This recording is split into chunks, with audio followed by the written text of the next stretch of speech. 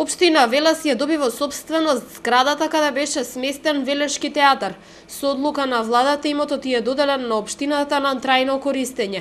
Објектот, лоциран во близина на автобуската станица, располага со околу 700 метри квадратни корисна површина и близу 800 метри квадратни дворно место.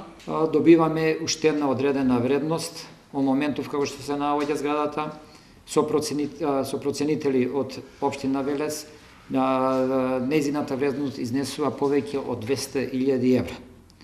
Меѓутоа, со оглед дека се наоѓа на атрактивно земјиште зградата и со оглед на тоа дека имаме детален урбанистички план кој заедно со предвидената реконструкција на автобуската станица што следи со новиот план што го завршуваме сега, уверен сум дека овој дел на градот ќе добие сосем нов лик, на општо задоволство на сите граѓани. Уште минатата година градоначалникот Шадиев изјави дека намерата е старата театарска зграда да се преадаптира во центар за лица со посебни потреби.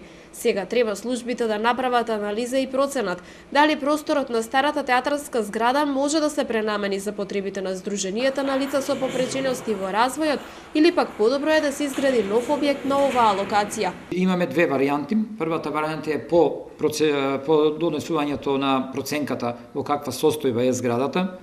Ние официјално ќе испаднеме пред вас новинарите, пред нашите сограѓани, да изнесеме состојбата на зградата, у каква кондиција е, доколку е во добра кондиција и со проценката колку би вложиле средства за да го пренамениме објектот, или повеќе ќе ни се исплати да се направи објект со тоа што инвеститорот ќе остапи извесен процент на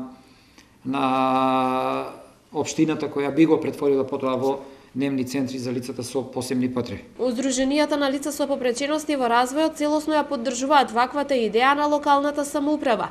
Сметаат дека на овој начин значително ќе се олеснат условите за живот, не само на лицата со хендикеп, туку и на нивните семејства.